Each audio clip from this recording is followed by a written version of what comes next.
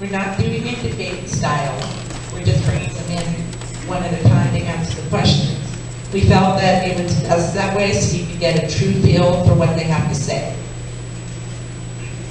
So each individual candidate's time is limited, and that time will be strictly enforced. We've got a timekeeper right up here, so everybody will get the same amount of time in equal amounts, in equal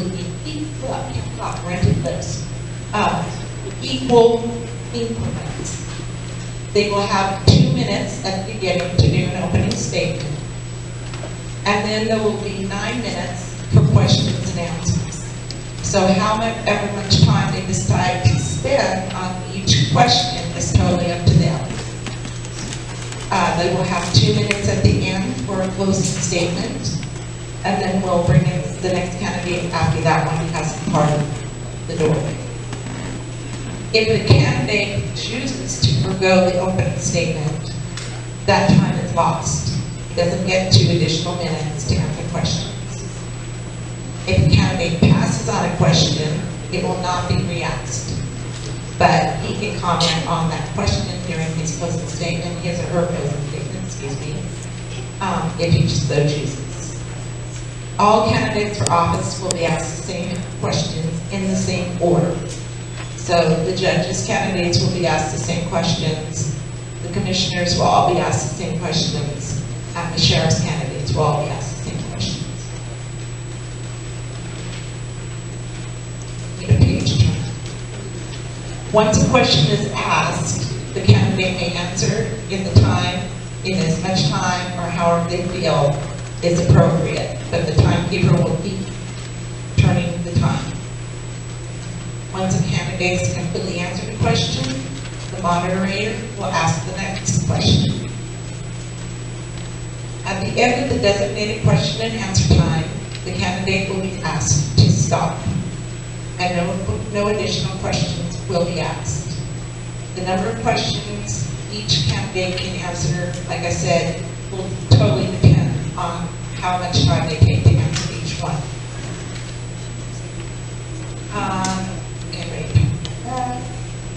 So following the closing statement, the candidate will immediately return to the secluded location.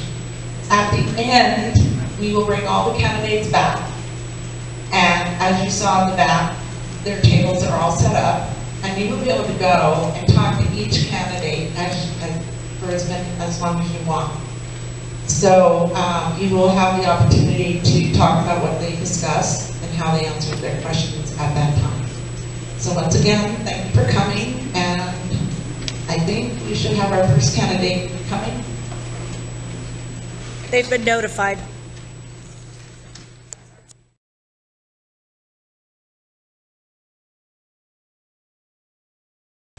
Jack, you have 2 minutes to do an opening statement.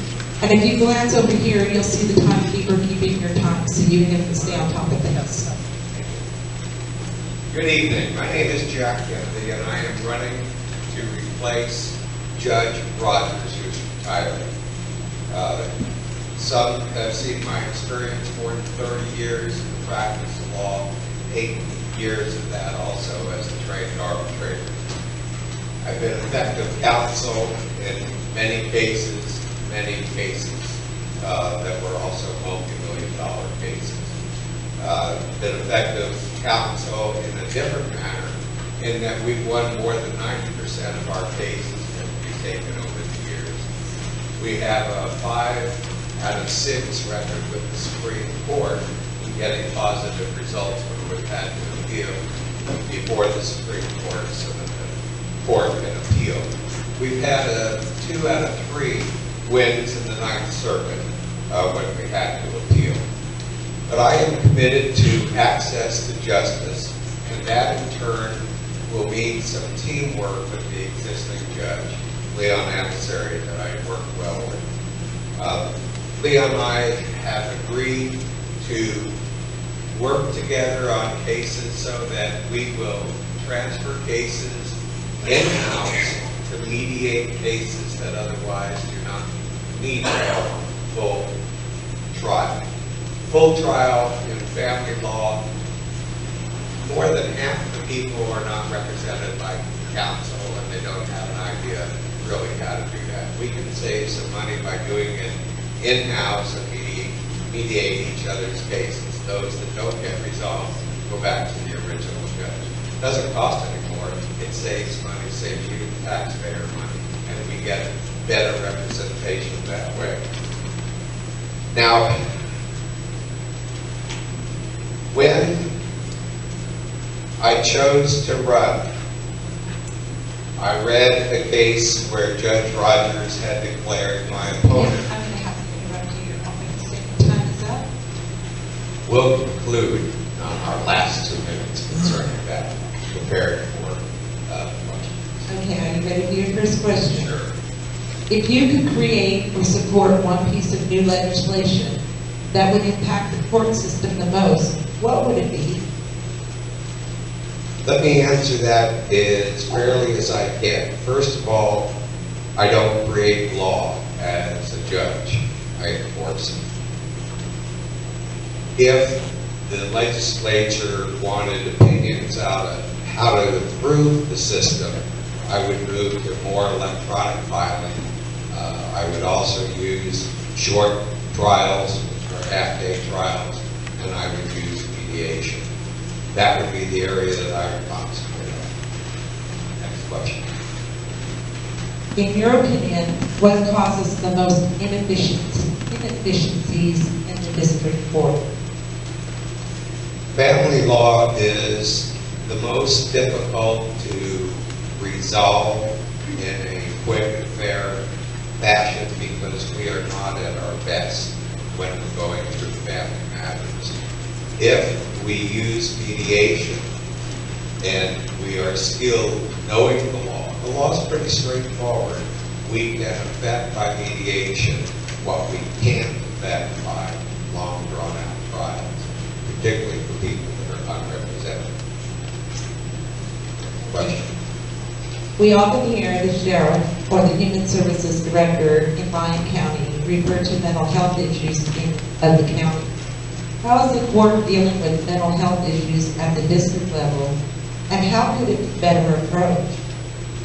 We have several specialized court system programs for alcoholics and drug addicts. We have special court system for mentally, I wouldn't say deranged, but in need of mental care. And we have referral systems. And we have outside judges that have been doing a good job in those areas. And I would recommend that continues. Okay, actually, this is your last question. What are the issues regarding alternative sentencing for nonviolent offenders?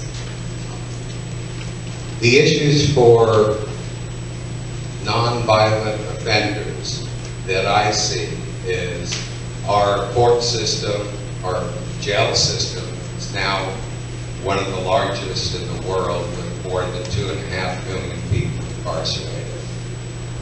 If we are going to take a position that nonviolent crimes need punishment, I think we use treatment first before punishment comes second. Did you care to expand on any of your other questions? Because that's all the questions we have. Yes, I would like to finish my close if I have time to do that. I think that's, anybody want to object to that? Okay. One of the things that I found, and it's case number 6253, it's a Supreme Court decision. One of the reasons that I have chosen to run is that Judge Rogers had found my opponent as ineffective counsel in a case called Ryan versus Frazier. Ineffective counsel meant Mr. Ryan Frazier went to prison for 7 years. He didn't do the crime. On writ of habeas corpus that was reviewed by the Supreme Court and then tendered on the 15th of January 2014 to our local court, the Supreme Court held that Judge Rogers was right on 2 of the 4 issues, and on page 15 of that document, the court said, we had determined that the counsel's, my opponent's failure to subpoena the victim's mother, and present the victim's preliminary testimony to a jury constituted unprofessional errors. The court concluded that my opponent had done so. If he had put that information in, Mr. Frazier would never have been convicted. I have 36 years of training, knowledge, and experience, and have been an arbitrator. That is not a mistake that can be allowed in the courtroom. I will be a fair, firm, and truthful judge to serve you people if I'm given the honor of getting your vote. Thank you very much.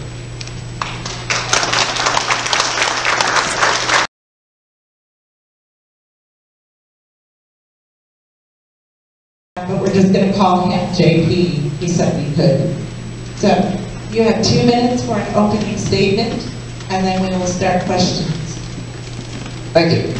And thank you to the Seropolis and the Comstock for putting on this event here in Dayton. I'm John Schlegelmilch. I see a number of faces out there that I'm familiar with. I've been around here in Lyon County since I moved here to be Civil Deputy District Attorney in 1991. Since that time, I went through the District Attorney's Office, leaving the District Attorney's Office in 2001 as Chief Deputy District Attorney. After that, I opened up my own private practice, practicing criminal law, family law, civil litigation, water rights, mining, and a myriad of other things, including probate and estate work. For the last 23 years, I've been in this county representing the people of Lyon County in different facets. The majority of my work has been in the criminal field. And between the years of 91 and 2001, I would estimate between the Justice Court matters and the matters that I handled with the District Attorney's Office, a good 1,600 cases in the Justice Court and in the District Court. In the District Court alone, according to the District Court records, I've handled in excess of 600 cases, and I've done 36 criminal jury trials in the state. I feel that I'm the most experienced for the job. I feel that I'm the person that can enter the courthouse and be ready to conduct a trial. And we have a number of trials coming up very quickly. The biggest one, of course, is the Bean case. That is in the department that I'm running for. Okay. Happy to hear to you. Your opening statement time is done. Oh, I'm sorry, I forgot to point out your timekeeper. Okay. Okay, so we're on to our questions, and you will have, you know, you've read your allotted time. Oh. Okay, sorry, I need a little time to give you some extra seconds there. So your first question, if you could create or support one piece of new legislation that would impact the court system the most, what would it be? I don't believe the legislation, well, actually, I think the best legislation that I can think of right off the top of my head would be to take the juvenile crime and make it more of a, give the district court more authority in relation to how quickly these kids get charged and get to the court. It's difficult because, of course, judges don't legislate. And we hear about the appellate courts, and that's on the ballot right now. But I don't think on the day-to-day basis in the district court that any law, rule, or regulation that's legislative, comes out of the legislature, really is going to affect the way the district court runs. It's more important that we have procedural rules that are in place in order to get the cases processed through the system. And the biggest way to get the cases processed through the system is to fast-track cases. One of the biggest problems with the district court is the amount of time pro per cases, non-attorney cases, get to the actual judge. If we fast-track those types of cases, especially in the family law arena, and get the people into court, be able to have them address those issues, have the court address those issues quickly and efficiently, that would go way further than any kind of legislation to dictate any policies with the courts. The second thing is, and like I said, I touched on this a little bit, was the juvenile situation. Another thing that can occur is to give officers the ability to actually cite juvenile cases directly into the court. This is a procedural matter. It's not so much a state legislative matter, but a procedural matter. And if the district court gives officers the authority to cite the juvenile directly into the district court, then the district court can address those issues now, quickly. Currently, the system, depending on what it is, goes through the juvenile probation office first, and then, well, the officer takes the report, of course, and unless it's what we consider a violent crime, the juvenile is generally released to his parents. Then it goes to the juvenile probation office, then it goes to the district attorney's office, and there's a lapse in time. Sometimes, and I've seen cases 3, 4, 5 months down the road before the district attorney actually gets these cases charged and gets them in front of the court. We need to get these kids in front of the court quicker. We need to address their issues now. The quicker we address the issues with the kids, the more seriously they'll take them. And that's another procedural thing that I would try to implement in the district court, working with the juvenile probation, working with the sheriff's department. Okay. Reminded that your timekeeper's over here.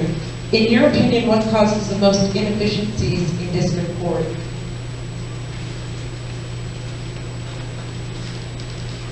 The biggest inefficiencies from the district court seem to be scheduling.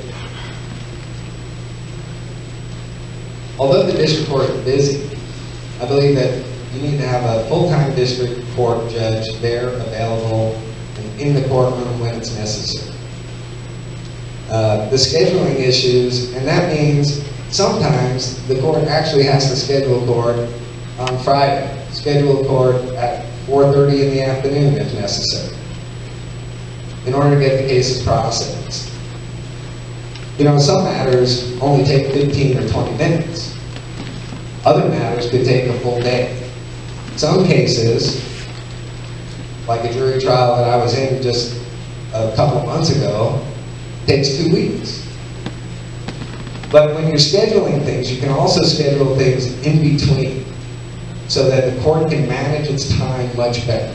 And I think that's the biggest mismanagement that I see in the district court, is time management. And if you manage your time and you're there and you have that 20 minutes or half hour in order to address a family issue, in order to address an arraignment, in order to address a juvenile, take that 15, 20, or 30 minutes that you have and use it to the best of your ability. Okay. We often hear the sheriff or the human services director in Lyon County refer to the mental health issues of the county. How is the court dealing with mental health issues at the district level, and how could it be better approached? They're not. Currently in Lyon County, there's no mental health court. It's basically up to the Division of Parole and Probation, once an individual is sentenced, to try to come up with a program in order to assist, so to speak, when people actually get probation, or it's up to the prison when people go to prison. We don't have any mental health court here in Lyon County. It's something that has been looked at. The question is, it's hard to determine sometimes what the mental issues are with individual people, and they have to, and the county resources that are available in order to do evaluations and those kinds of things that are necessary in order to get people the right help. I personally am not one just to medicate somebody, just for the sake of medicating them, to try to make them a non-issue. I think that if you're going to have a mental health court, just like with the drug court program, you need to have some kind of serious aftercare. I think most of the mental health issues arise from the lack of employment. There's all this idle time, and a lot of crime arises, a lot of drug usage arises out of lack of employment, idle time.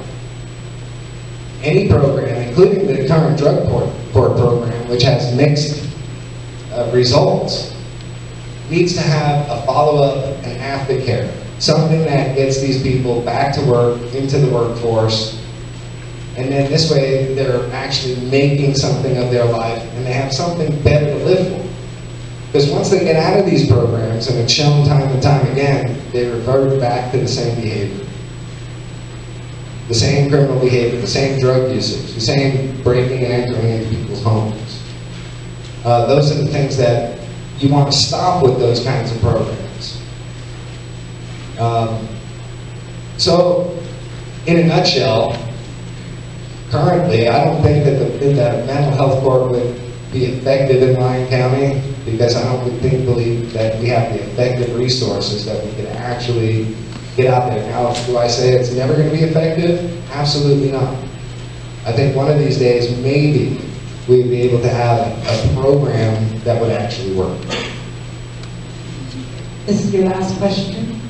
What are the issues regarding alternative sentences for non-violent offenders? Well, the basic issue is the difference between trying to rehabilitate somebody and trying to punish somebody for their actions. That's the main difference in relation to alternative sentencing. And we have the same issue with alternative sentencing as I was just discussing.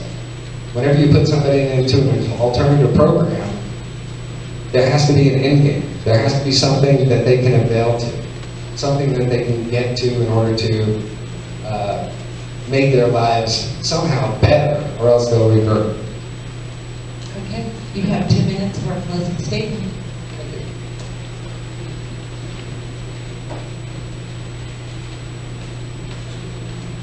In 1991, when I came to Lyon County, I had no intention of staying here. I graduated from law school. I was on a Witchy scholarship. And if you don't know what that is, that's the Western State Commission on Higher Education. The state of Nevada, and I went to Reno for my undergraduate, the state of Nevada sent me to law school. And I came to Lyon County to learn how to practice law. And I wanted to be a criminal prosecutor. Then as time went by, and I married my lovely wife, Sandra May, and we had 2 children, and we built our house, and we raised our kids in Lyon County. There is no other place that I would like or prefer to live. I've set my career, my roots here for 23 years. And this is a county that I have grown to love. It's a county I'm familiar with, and it's a county that I understand. I have both criminal and civil background. I have done in excess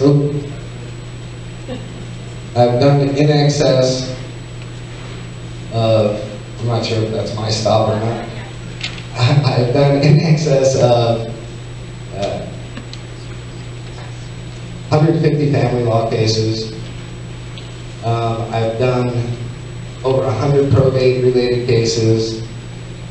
I'm in a position where I'm ready to go into the position and be ready to try these cases right now. Thank you.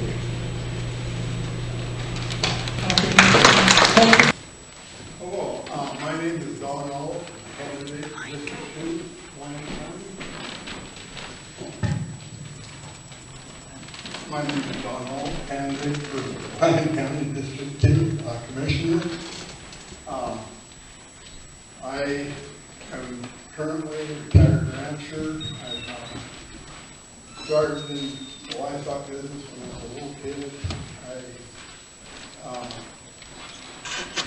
did some engineering work, went on to start contracting, international contracting in Asia. He needs to hold it up near his mouth. There you go. There you go. Okay. I did international contracting work, Asia, Africa,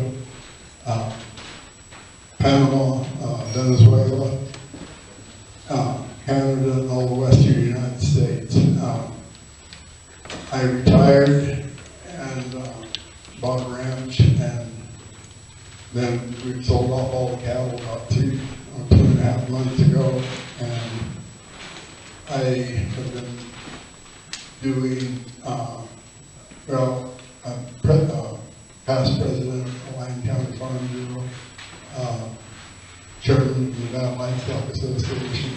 Nevada Livestock Association, what we did is research law on these public lands, and did court cases protecting ranchers. And once we did the research on the laws, we started actually winning cases in federal court.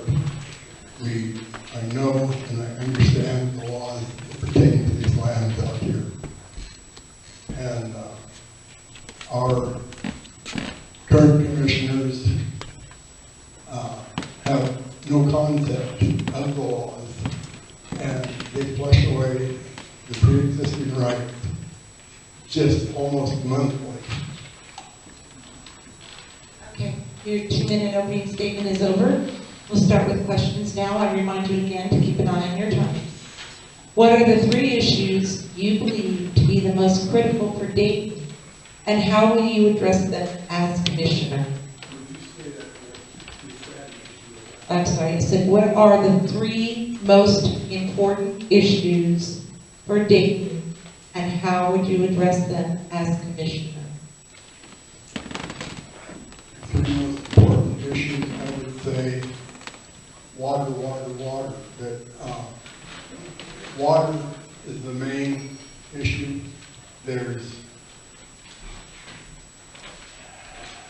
really nothing the commissioners can do. You can insist that any development that happens, that they have to bring the water in with them, they have to import it from someplace, because it wouldn't be fair for other people to give up half of their use to somebody else to subdivide the ground. Next, I think, would be sage grouse. If the sage grouse is listed, restrictions that come in to this area and all in Nevada, especially right here, where the sage grouse are real close. This is their native area, the ones that are really in the eyes of the feds. They will restrict the property rights, take away property rights. They will condemn land. They will do everything. And if anybody's familiar with the spotted owl in the Northwest, that's what will happen here. And the sage grouse were clear over in Virginia City, this area, the river. It's even possible you'd have to tear down buildings it is a nightmare, the Endangered Species Act. The third one is how to manage growth. It has to be managed. There's going to be, with the new battery plant coming into the industrial park, there's going to be demand for housing, the support industry, and to manage that, it will be, it'll be more than a nightmare. It will be a real challenge. So it doesn't get out ahead and destroy the county. Okay, you kind of touched on our next question. It was recently announced that the new Tesla Gigafactory will be coming to Story County. This will also place a priority on the extension of the USA Parkway into Lyon County. Give us your thoughts on this highway extension. Well, I've been thinking about an awful lot since 3 miles of it is coming through my property. And I don't resist it at all. I think it'll be good for the area. But it'll come into the Silver Springs area, and the water aquifer in Silver Springs is way, way over allocated. There's water coming in from the Gardnerville area into Carson City, then it comes into the Mound House area, and then it might get extended on out, but how long will Gardnerville stand for that? Where is the water going to come from for all of the growth? That is going to be a big problem. Okay, thank you. Unemployment in Lyon County has dropped from 20% to less than 10% in the last 4 years. But there is still more work to be done. How do you plan on addressing the employment and business needs in the county during the next 4 years? It looks like it's going to take care of itself with the Tesla plant, the road being built. Just the construction work will take up probably the slack and all the support businesses. Okay. The Highway 50 corridor through Dayton is considered an extremely dangerous stretch of highway. How do you, as a commissioner, plan on addressing this issue? It is a state highway route. The commissioners can ask the state to do things to make studies on different things, but it's all up to the state. And, you know, the town boards, people can go to the, commissioners will say, well, we need to do this, and then they go to the Department of Transportation, they make the rules, they make the decisions. Okay, at this time you can start your closing statement for 2 minutes. Your closing statement, 2 minutes. I really think a lot of the pre-existing rights, the ranching families, the way Nevada used to be. It's really changed, and there's so much that we are going to lose if we're not careful. And the values, the friendliness of the people, there's so much that we have to protect. If the people just rush in so fast, we just can't let the progress get ahead of us. It will destroy. It'll destroy our way of life. This is something I cherish very much. Thank you very much. And then we'll have 2 minutes to close. 2 minutes to opening statement. Good evening, I'm Vida Keller, and I want to thank the Seroptimists of the Comstock for hosting this candidates night to better help inform their community. I am presently your representative on the Lyon County Board of Commissioners. It's important to equally represent all of Lyon County, and I'm here to represent you, your support in the upcoming 4 years.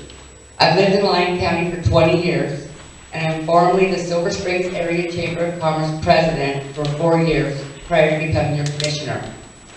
I was an originator for Christmas of Kids in northern Lyon County when the Toys for Tots thought it was too far to travel.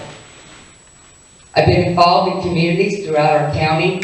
I've donated my time and or funding to our children's sports, activities, and I've donated time to help local businesses within our county. My husband and I have repaired many homes in Lyon County for seniors that were unable to do so for themselves, using USDA funding to keep seniors in their homes with lower utilities and safe, healthy conditions. As your commissioner, I have continued that involvement, now expanded to government concerns to include sitting on your Northern Nevada Development Authority and the Northern Nevada Association of Counties, NACO. I have worked to position myself as the Vice President of NACO, so that with me being the Vice President, we have another commissioner on the board, and it gives us a bigger, stronger voice with the support of 17 counties. I was appointed by Governor Sandoval to 2 sector councils for the Governor's Office of Economic Development, both in mining and manufacturing. I sit on the NACO Public Lands and the legislative committees, and was just appointed to the National Lands Steering Committee. Okay, I have to interrupt you. Your first question. What are the 3 issues you believe to be the most critical for Dayton, and how would you address them as commissioner? 3 issues. I would say the first issue critical to Dayton, right? Question? Okay. The first issue would be probably accidents on Highway 50. That's the one I get the most calls on.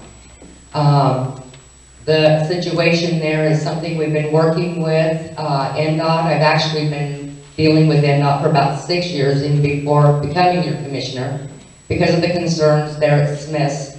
A lot of people pulling out, a lot of T-bones, head-ons. It's been really bad there. But I think we've actually made some progress with NDOT moving forward, and they're working on some design work, finishing that up now. And we should be hearing something hopefully within the next month on moving that forward. I don't know that it's going to be a signal light that everybody wants, but it will be possibly a solution. Another thing would be, I would say, our local businesses in Dayton, what they are struggling with the economy, the downturn, staying open. How do we get people to buy local, stay local, and keep our businesses? I sit on the Northern Nevada Development Authority. That's something that we do. We not only work on bringing new businesses to the area, but I work with NNDA to actually identify problems and scenarios that are keeping our businesses from prospering in the area. Third thing, I get to get to. There's actually so many. I think I'm going to pass on from there because I'm just not drawing a blank. Okay. It was recently announced that the new Tesla Gigafactory will be coming to Story County. This will also place a priority on the extension of the USA Parkway into Lyon County. Give us your thoughts on the highway extension. Okay, so you're not talking about the extension of 50 from Dayton to that area, you're actually talking about the USA Parkway coming down that extension. Okay. Tesla coming, that's awesome in a lot of ways. It's also very scary at the same time. Get a lot of calls on that one as well. It's like, what if they fail? Hey, we already had the highest unemployment rate in Lyon County, so we already know how to deal with that. As far as the extension, I see the benefit being not only for Silver Springs, but it's going to benefit Dayton, it's going to benefit Yerington. You know, Fernley's already got their access through I-80 over to Tahoe Reno Industrial Center. So the benefit is going to be in folks that live in Dayton, Stagecoach, Mark Twain, the areas in between, Silver Springs, Yerington. Those jobs up there will be accessible to all of us without taking the long way around. So was there like two parts to that question? No. Okay. Might have stretched it out. That, okay. Okay, number 3. Unemployment in Lyon County has dropped from 20% to less than 10% in 4 years. There's still more work to be done.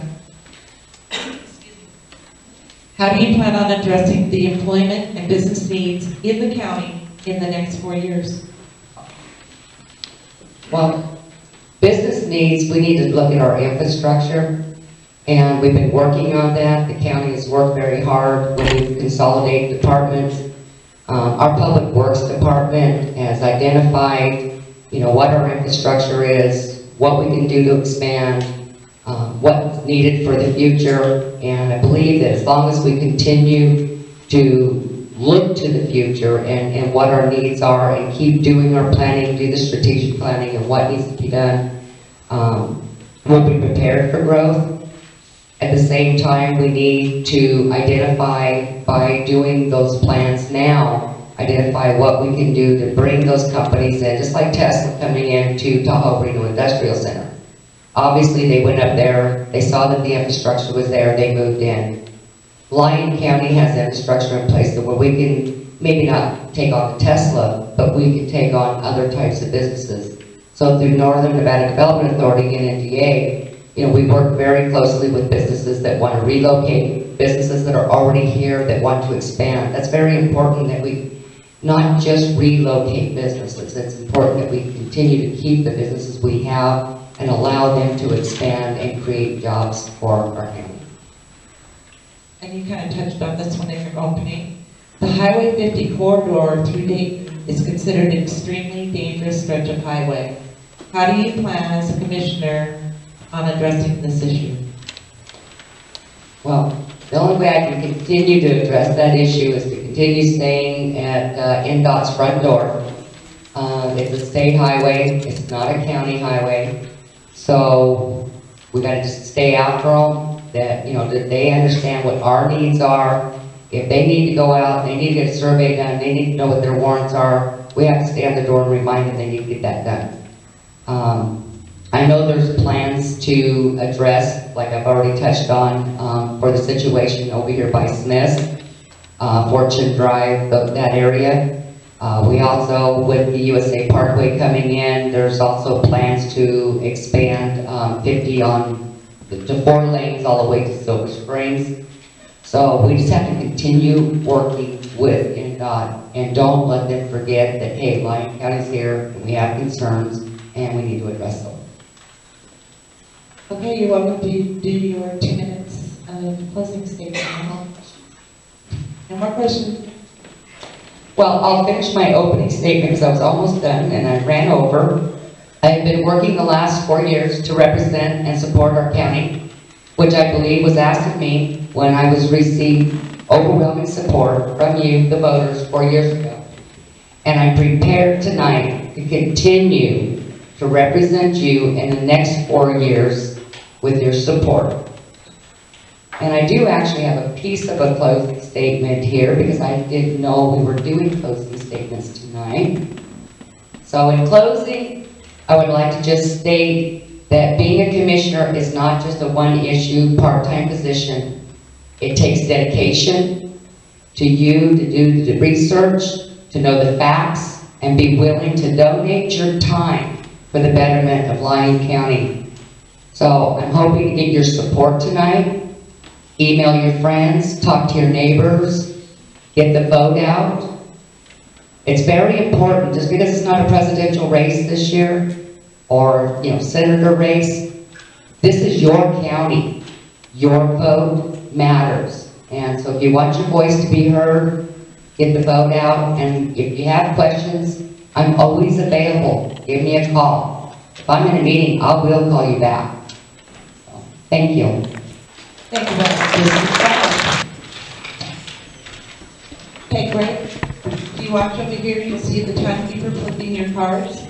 And you'll have 2 minutes for opening, 2 minutes for closing, and then your time in between questions that was outlined on here. Good. Okay, so you have 2 minutes to open. Hello. First of all, I'd like to thank the Sheriffs of the Comstock for inviting us to come tonight and speak to you. If you don't know me, my name is Greg Manuel. I'm proud to be a third-generation Nevadadan. I was born in Yerington, Nevada in November of 1957. I was raised in Dayton and Smith Valley, both Okay, and then I attended Smith Valley High School, or the grammar school and the school. Graduated in 1975. Right after graduation, I became employed by H.E. Honeywell Construction Company, and recently, 2002, my brother, my sister, and I purchased that. And we actually have offices in Wellington and Winnemucca. We employ between 75 and 85 people, which I currently serve as the vice chairman of the corporation. In 1984, my family bought the Mesa Valley Country Club in Yerington, Nevada, and we had it for 16 years until we sold it in the year 2000. In 1992, family had a little tragedy, and it became necessary for me to take over the operation of our 750-acre alfalfa ranch, and I did that till we sold that also in 2000.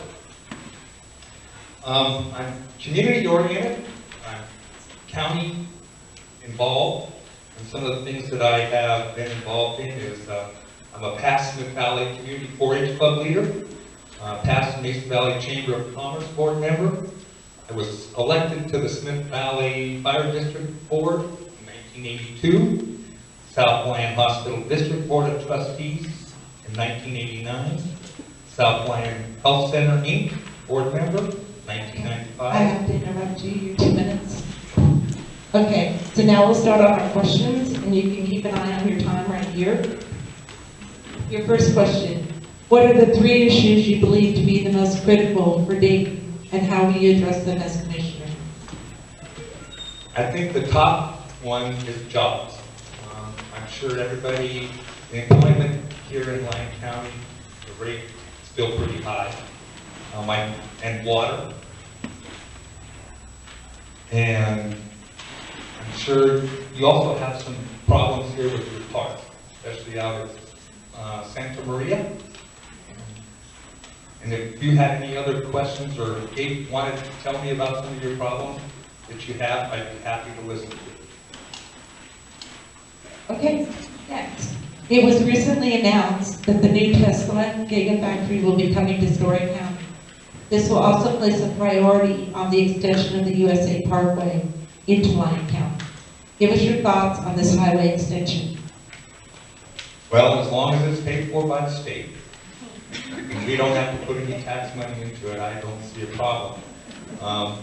Right now in Dayton, Fernley, and Silver Springs area, I think there's quite a few homes that are available. The inventory is here, and it probably would be a great boost for the Lyon County economy to have all these people working and living here in Lyon County.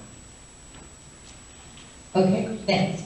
Unemployment in Lyon County has dropped from 20% to less than 10% in the last 4 years, but there's still more work to be done.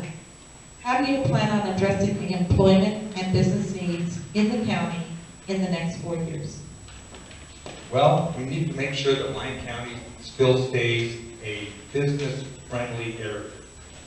We don't need any overbearing regulations so that it's hard for these businesses to come. And we also, the county also has a contract with NMDA, Northern Nevada Development, and that has been working well. It sounds like they brought in some businesses that are also have got people employed. Sorry, listening, not paying attention. The if you will listen at the same time. The Highway 50 corridor through Dayton is considered an extremely dangerous stretch of highway. How do you as a commissioner plan on addressing this issue?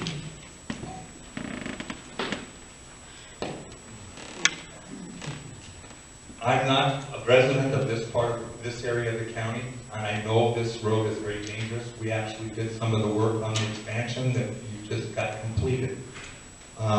I think it's a commissioner's job to go out to the state, then the state highway department, explain where the problem is, and ask them or plead with them to help make this a safer area. Okay. You can go ahead with 2 minutes for your closing statement. Yes.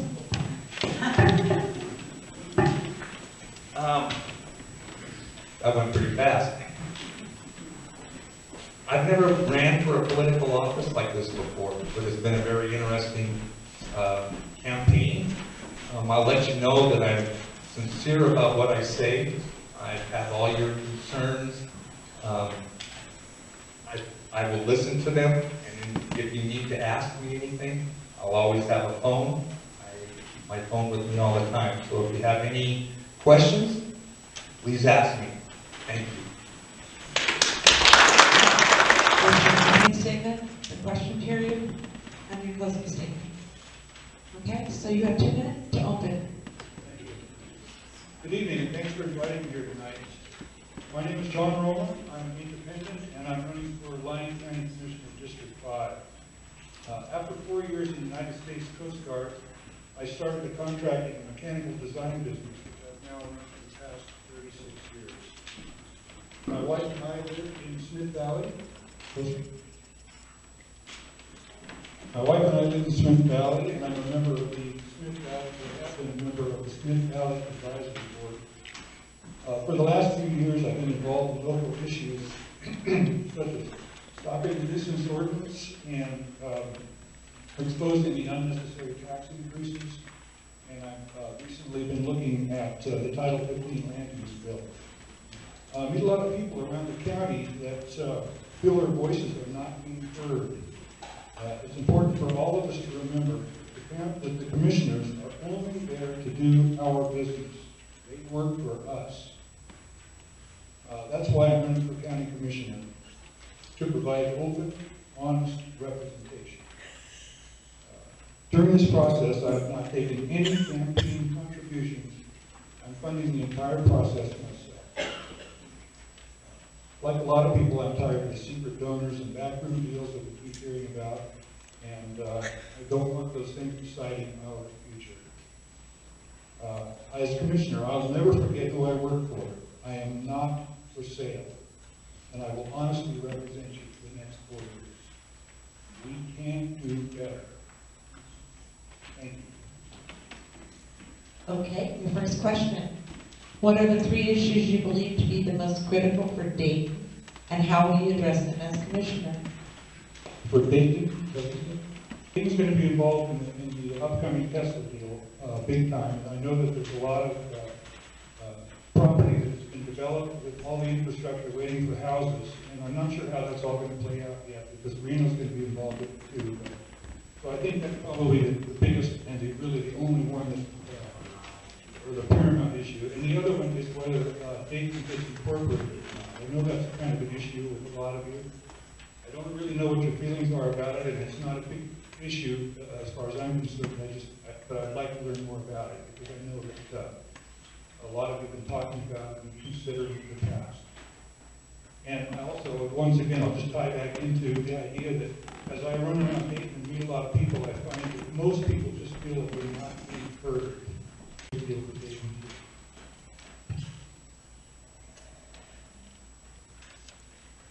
need to pause for 1 second. We'll give you back the time. Restarted. All right. Okay, then question number 2. It was recently announced that the new Tesla Gigafactory will be coming to Story County. This will also place a priority on the extension of the USA Parkway into Lyon County. Give us your thoughts on this highway extension. I don't have much thoughts on that. I know it's a big deal, and I know we're considering it. I know there's a lot of opinions on Tesla in general, and I know that there's a lot of concern about who's going to pay for all the infrastructure required for all of that 6,000 people that are going to be coming here. We don't know where they're going to live yet, and we really don't know exactly what's going on with all that. So I really don't have a strong opinion on that particular issue. Okay. Unemployment in Lyon County has dropped from 20% to less than 10% in the last 4 years. Unemployment, but there's still more work to be done. How do you plan on addressing the unemployment and business needs in the county in the next 4 years? Well, one of the things that's obviously the elephant in the room is the Tesla deal. And it's important that the county commissioners direct the planning department to make building permits as easy obtainable as possible. They're very expensive, and that should be, all the red tape should be eliminated and easier business licenses, etc. Achieved. One of my friends has a small business that was in Lyon County, and they were paying $200 a year for a business license. They jumped over the line to Douglas County, and their business license cost went down to $4 a year. Went from $200 down to $4 for the same exact license. And that's the kind of thing where there's just too much red tape and too much expense. I get complaints all the time from business owners that there's continuous regulations that they have to deal with, and it just seems like a big problem. So I'm hoping to streamline a lot of that. Okay, and the Highway 50 corridor through Dayton is considered an extremely dangerous stretch of highway. How do you plan as a commissioner on addressing this issue? Well, the obvious thing that's currently going on is horse collisions, and that's been going on for quite a while now, and it seems as though we all love seeing the horses around, but having them attracted down to the highway with water tanks and apples being thrown out deliberately and feed and lawn trimming and everything else that's attracting them down there is causing a pretty severe problem that's only going to grow, especially with the drought situation where there's less water in the mountains, there's less water coming down in creeks. It just seems like that's going to be a bigger issue. And as far as that, the road seems to be reasonably safe. The speed limit is only 45 on a lot of it. And I don't know what else can be done, without putting up some kind of a big barrier, which I'm not planning on promoting. I don't know. Okay, you can go right into your 2 minutes of closing now. Well, in closing, I'd just like to ask you one question, and that is that how many times can we elect the same kind of people from the same party and expect a different result? Over and over, we see the same kind of complaints year after year, session after session of the commissioners, where we feel like we're out of touch, that we don't have a voice, that it's too hard to get over there and get involved. And I am definitely going to work on that. I am definitely not your cookie cutter candidate. I am not for sale. Thank you very much. First candidate is Mr. Alvin Neal. Okay, so if you will keep an eye over here, this is your timekeeping. You will have 2 minutes for an opening, and then we'll go into the questions, and then your time will, you'll see it come flying down. And then you'll have, it goes fast, and then you'll have 2 minutes to close. So right now you can do your 2 minutes of opening. Good evening. My name is Alan Neal, and I'm a candidate for Lyon County Sheriff. I currently work for the Sheriff's Office. I've been working for the past 12 years. Can I just talk normal without listening? Sure. My voice is loud. I'm Al McNeil, candidate for Lyon County Sheriff. I have been working for the Sheriff's Office for the past 12 years. It's going to make me work. I've done every assignment that's available to me: detective, street patrol, street enforcement, jail. So I can talk all about law enforcement and the operations of the Sheriff's Office. Prior to that, and this is what really separates me, I believe, is my formal education. I hold dual Bachelor of Science degrees, 4-year degrees. First is in religion, second is in criminal justice with a business administration cognate, a 5-year degree. Prior to that, I served 21 years in the Marine Corps. I was an operations chief for the 31st Marine Expeditionary Unit, Special Operations Capable, forward deployed.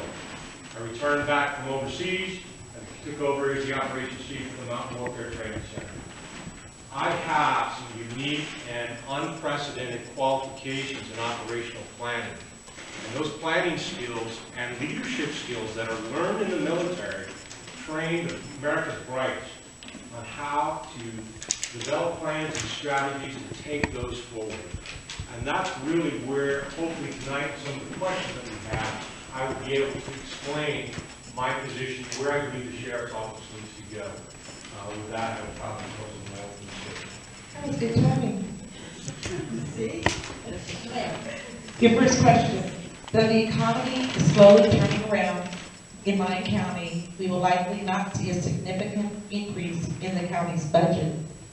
How then do you plan on improving safety and service for our citizens with little or no increase to the sheriff's budget? Great question. Government sees increases in 5 years. Everything that you do in government is generally planned out in 5 years. Having said that, we're not going to see increases in 5 years. One of the first things we're going to do, I'm going to do, is look at the COPS funding and looking at the Board of County Commissioners, what are our projected funds, and go to our congressional district and ask for COPS funding now, so we can get the 5 years worth of money in the projection of where we're going to be, so we can bring on some people in the future. Barring that, I'm going to do what most governments should be doing, looking within its existing budget and start making the changes that are necessary. One of the first things I'm going to do is eliminate the undersheriff position. It's gone, $150,000+ in pay and benefits. I'm going to take those monies and transfer them and hire 2 deputies. That's what we want, more people on the street. That's how you start finding within your current budget how you're going to do stuff. Things like our fleet vehicles, 8-cylinder gas guzzling. We get 11 miles. We've got some of the longest roads. We've got the adage that says you need high pursuit vehicles. No, you don't. You need fuel efficient vehicles. 6-cylinder, 20% fuel increase in our vehicle fleet can save us probably upwards of $60,000 a year. Guess what? There's no waiting for another day. I got 1 minute or I'm done. Or no, I get the question after question. Next question, please. We almost got him there, didn't we? Okay, in any town throughout the country, law enforcement must be held to the highest possible standards. Do you feel you have the moral compass to lead the Lyon County Sheriff's Department? Without a doubt, I hold a moral compass to lead the Sheriff's Office. That is why, when you look at who I am for the last 12 years, I have been a steadfast person that has worked hard each and every day. Nothing has been handed to me. I've had the work for it here in Lyon County. It's a miracle. I'm standing before you today as the winner of the primary, being endorsed by almost every single former Lyon County Sheriff's Office command staff officer, supervisor. I would say, and I take a wild guess, if you could get deputies to open up, 95% of them would say, yeah, that's the guy to vote for. There's a reason for it. The reason is they see me day in, day out, and they know I stand for truth, fairness, and equality for everybody. Okay. When a deputy in Lyon County, or excuse me, when a deputy makes an arrest in Dayton, they must transport the suspect to Dayton. This, in many cases, cuts the law enforcement coverage in Dayton in half. What is your solution, and how long will it take your solution to start demonstrating results? I don't even need to ask a show of hands. How many think that the biggest strategic blunder was to build that Lyon County jail? It was absolutely ludicrous to do that. It should have been built in Silver Springs. Or we should have waited until we had the infrastructure in Silver Springs. Hindsight, look what's Tesla's coming in. USA Parkway. We should have had it there. What am I going to do in light of that? I've stuck with that building for the next 30 to 40 years. We are. So what am I going to do? We're going to start building a transfer station in the Silver Springs area. The transfer station is no more than the current buildings that we've got. The deputy in Dayton makes the arrest, takes it to Silver Springs, drops it off, and gets right back over here. That's the way you do it. Now you start consolidating your trips. Instead of making 5, 6 trips a day, you make 1 or 2 a day. You're saving fuel right there. You're saving maintenance on your fleet vehicles instead of making a bunch of trips down there. How are we going to do that? We'll slowly start to build it. But also in our arrest policies, we need to have a serious discussion about when we make arrests. We should not be making arrests for victimless crimes. We catch a person with a marijuana pipe in their pocket, don't arrest them, don't take them down to the Lyon County Jail. Just cite them, release them, give them a court date. We're spending too much money on these arrests that should not be made. And that's how you start dealing with the mental health component of where we need to go into that.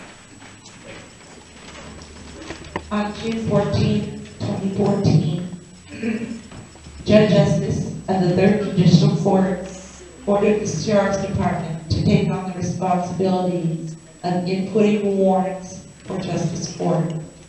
The Sheriff has chosen to appeal this decision to the Nevada Supreme Court. To date, court costs to the county have exceeded $44,000. Do you agree with the decision to appeal, and how would you proceed as sheriff? Nothing absolutely gets me going in my blood boiling. When one county entity sues another county entity, who's the loser? We are as taxpayers. It's our money. Last I heard it was $48,000, not $44,000. And it's going on the day of election, November 4th, it's going in front of the Supreme Court. But it's not just that.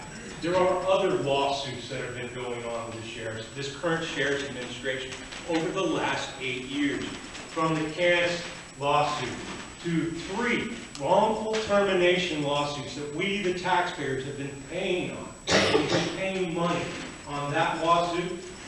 The command staff sued the county for a pay raise 2 years ago. We, the taxpayers, paid the lawsuit and the lawyer's fees. We seem to forget about those things. I do not believe in these lawsuits. They will not happen under me. And to answer your question about the warrant entry, I will work with the Justice Court judges and the District Court judges. The Sheriff's Office will enter those warrants because it takes nothing to do. It has to be done probably in the dispatch center. This is your last question.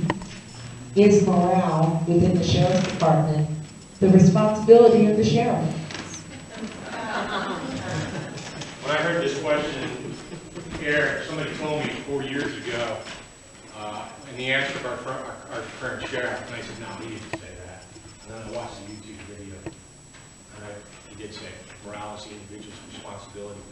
And that is so contrary to 21 years of leadership and leadership training that I went to. Morale, or as I like to say, the disengagement of our deputies. They are disengaged from the workforce. And it's going to take some real leadership from the top to set the stage, set the tone, and live to the example. It's not the do as I say, don't as I do philosophy, but lead from the front. And I will lead from the front. We need to get our deputies back on the right track, get them re-engaged with their work so it's fun to come back to work. Because we're in the process of public safety. What we do is taking care of our communities. And that's what's important, taking care of our communities. And that is what I'm going to voice back to our deputies to get them re-engaged, get that morale. It is my responsibility, if I am elected sheriff, to facilitate a work environment where morale will thrive. Okay, thank you. You have 2 minutes to close. Try to think about, I don't script anything, I just hear from our folks. I don't script a single thing. Tesla's coming. Tesla's coming. And it ain't stopping. And we have to make a decision in this election. The decision is, where are we going to be with our public safety? And if we don't fundamentally change what we're doing today, we've got some problems. I thought about here in Dayton as I was driving in, mining. Do we still mine like we did 30 or 40 years ago? It's different today. And for good reasons, it's different today. It's the same thing with law enforcement. We are stuck in a 1920s policing model, almost 100 years old. And that model must change into the 21st century. If we don't change our services in public safety, as Tesla continues to grow, the professionals that want their businesses in Lyon County ain't coming.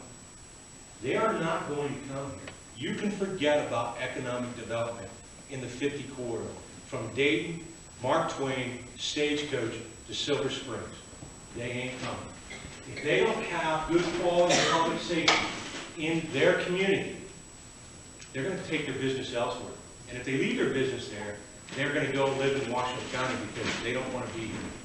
These types of individuals that are be moving in here are going to be questioning how we spend our money in public safety, the integrity and ethics of public safety. They will stay engaged politically. The days of the good old boys are going to be over. And it's going to take a sheriff that has the courage, conviction, and the education and the experience in strategic and operational planning to transform the sheriff's office from what it is today to what it needs to be in the future. I am that man, I am that person, and if you elect me, Al McNeil, I will deliver. Thank you.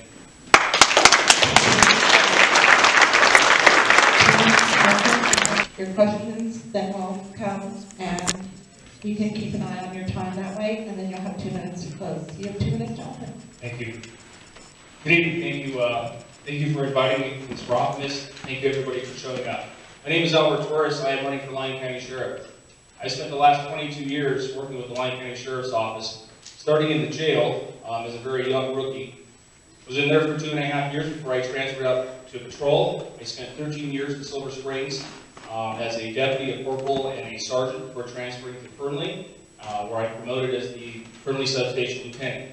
I spent a couple of years as a lieutenant in Fernley before I promoted to Field Services Captain. I was Field Services Captain for a while until my current position, which is your undersheriff. I have a criminal justice degree. I have the highest level of state certification through the Nevada Post, which is the executive level that earns only myself and Sheriff Vail, who has this certification.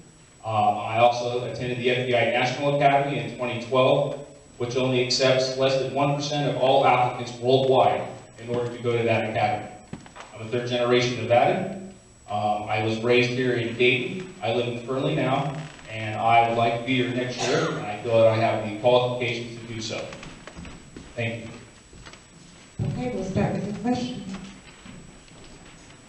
Though the economy is slowly turning in Lyon County, we will likely not see a significant increase in the county's budget.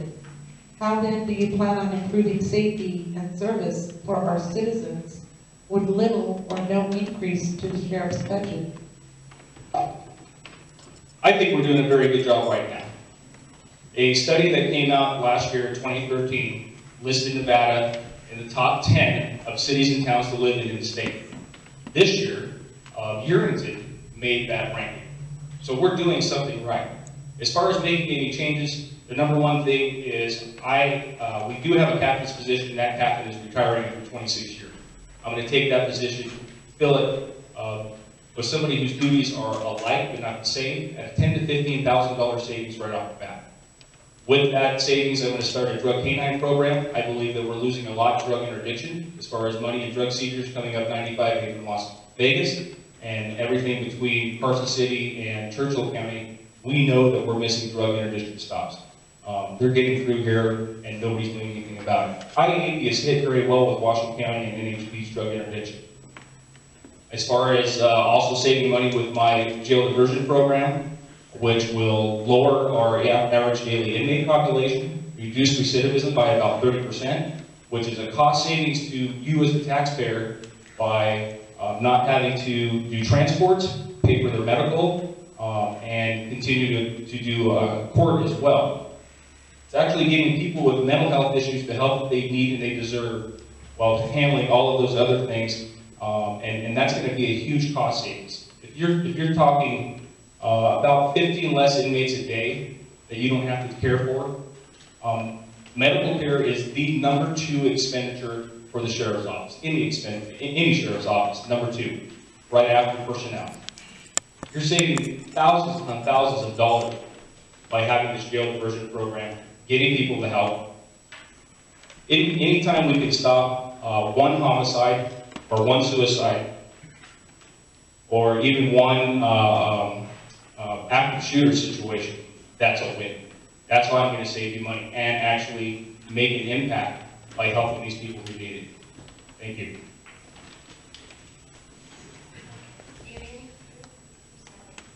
In any town throughout the country, law enforcement must be held to the highest possible standards. Do you feel that you have the moral compass to lead the Lyon County Sheriff's Department? I don't believe that I have the moral compass. I know I have the moral compass. There is no doubt in my mind. The biggest piece of evidence that you can show from that is how I have ran my campaign as compared to my opponent. I have never slung mud. I have never gotten dirty. I have never spread any false rumors or untruths about my opponent. I've always treated him as a gentleman and a professional. That's the number 1 reason, and it's out there in the public every single day if you go back and look at how this campaign is being ran. My agency handled over 100,000 calls for service last year alone. Countywide, we had 25 complaints that went to internal affairs. If you only have 25 complaints that go to internal affairs, we're doing something right by holding our deputies, our sergeants, and our lieutenants accountable. Because they know when they come in and they come to work for us. 1, we pick them the best people. 2, they know that we're going to hold them accountable, and we're not having major issues anywhere in the county at any substation, including the jail, which is our biggest liability. So absolutely, I have the moral compass to lead this agency. When a deputy makes an arrest in Dayton, they must transport the suspect to Yarrington. This, in many cases, cuts the law enforcement coverage of Dayton in half. What is your solution, and how long will it take your solution to start demonstrating results? My solution is, I'm not running things with when I win in November. I'm not running things with in January we're going to do. We were able to get another deputy position assigned to the jail July 1st of this year.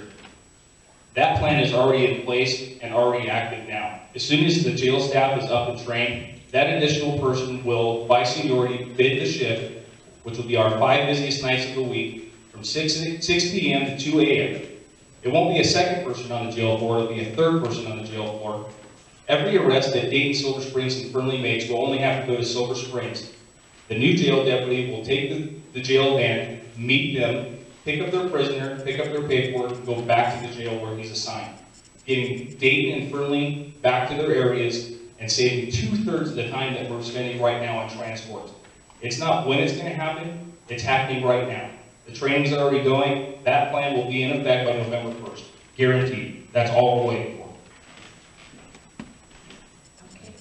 On June 14, 2014, Judge Estes of the 3rd Judicial Court, the 3rd Judicial District Court, ordered the Sheriff's Department to take on the responsibility of inputting warrants for Justice Court. The Sheriff has chosen to appeal this decision to the Nevada Supreme Court. To date, court costs to the county have exceeded $44,000. Do you agree with the decision to appeal, and how would you proceed as sheriff? I absolutely do agree with the appeal. The question is not whether or not we're entering a warrant that comes in that the deputy works on, gives to the district attorney. The district attorney issues the complaint in the warrant. We enter all of those. That has not changed, that will not change. Our discrepancy with the court system is, and only at the justice court level and the immunity court level, is when they're issuing a bench warrant on someone who fails to pay the fine, or fails to comply with the court order, or fails to appear, the judge just then issues the bench warrant. He automatically takes the portfolio for that suspect, and they give it to their court clerk to enter all that information. All the court clerk has to do with that bench warrant is open another screen that they've all been trained on and enter the bench warrant information. What the 2 judges wanted to do was say that we had to enter all of their bench warrants. So where's the cost savings for the sheriff's office? The cost savings for the sheriff's office is nothing. When they already have somebody who's there to do the work, and it's just a matter of changing strings. Now it's got to go down to the main office records. They want us to enter it, to send it back to Fernley and Dayton for them to act upon it. It's not that we won't enter the regular warrants coming from the DA. I think it's a good decision to continue to fight it. As a matter of fact, my understanding from my connections and the people I know at the Judicial College is most of the upper level judges are against the judges having to send it back down to the sheriff's office. They want us to enter into a system that we don't have to have. We don't own the system, and statute says that we have to act upon the warrant. Not that we have to do the court's data entry. That's what the courts want us to do, and I think it's out of line, and most of the judges are also against them having to do it. It's a major decision that affects all the courts and law enforcement statewide, and I think it was good for us to take this fight to make things finally black and white. Okay, any final questions?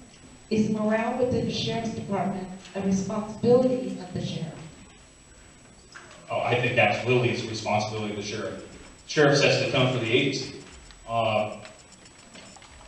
With a sheriff who is doing what's right for the right reason all the time, whether it makes everybody happy or it makes everybody mad, was it the right thing to do? Was it the moral thing to do? And if it wasn't the legal thing to do, and if those questions are all yes, then it's for the sheriff to take and act as an example. And then it's for the chain of command to act as an example. We don't sit behind closed doors and make decisions for the sheriff's office, for Lyon County, and for you as the citizens, and all of us sit there and get along. There's some pretty heated arguments. We don't always get along. But when we go outside of that office, we have to sell it as one. What we're getting our directive from is you as the citizens. We're not just making decisions and shooting them out of the air. As far as morale goes, I believe the morale is extremely high across the sheriff's office. I believe we have 103 total employees, and I can tell you I have about 95 to 98 of those employees who back me for my run as sheriff. They want me to win. They want me to be the next sheriff. They're afraid of the alternative. And I'm not trying to sling mud, but this is coming from them. Sorry. Okay. You can continue. You have 2 minutes of closing. You know, from the very beginning with this sheriff's race, when we started and we announced in November, we're up to a point now where we're past primaries, and personalities are out. It's down to the two of us. We have things that are coming to Lyon County that we have never seen before. Yes, we've all seen the growth across Lyon County if you've been here for the last several years. Yes, we've seen a huge influx in population. But we have Tesla coming in the north, we have the dairy coming in Smith Valley, and we have Pumpkin Hollow Mine coming in Urington. It is going to affect every single citizen in this county. This is about experience. This is about experience of the job, of having the education and the knowledge. This is not the time, with the growth that's coming to this county, with the population going to boom, more industry, more needs on services. You need somebody who knows how to prepare this county, prepare this agency. We're not going to start from zero come January. We're already hitting the ground running. We already have things in plan. Mental health, jail diversion program. My 2 minutes up? Okay. We have the jail diversion program. It's not time to experiment with somebody with no experience. My opponent is an entry-level deputy, and that's it. That's all he's ever been with this agency. And as I said many, many times, he is a Marine, a former Marine. My 2 brothers are veterans. I have all the respect in the world for veterans and for our military. Staunch, staunch supporter. But this is not the Marine Corps. You need somebody with civilian law enforcement experience and education to lead this agency. I am your best candidate. I have that experience. I have that knowledge. I have the leadership and the integrity to lead the county. Thank you.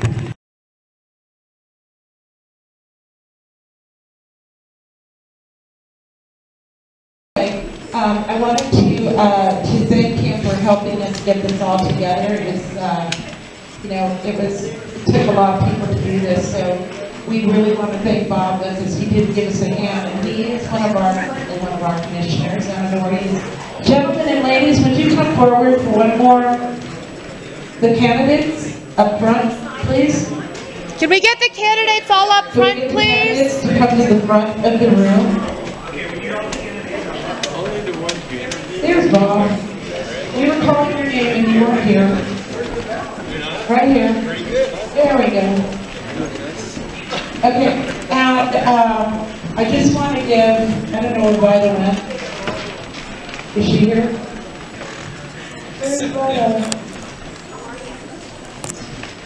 You guys can get your picture taken. Where is Viola? What you guys do with her? We were feeding her, Oh, no. Okay, so we wanted to thank all of our candidates for participating tonight, and good luck to all of you in the election. And ladies and gentlemen, you'll be able to ask your questions to the candidates individually at each one of their tables that are set up in the back. Thank you very much for coming and supporting our election process.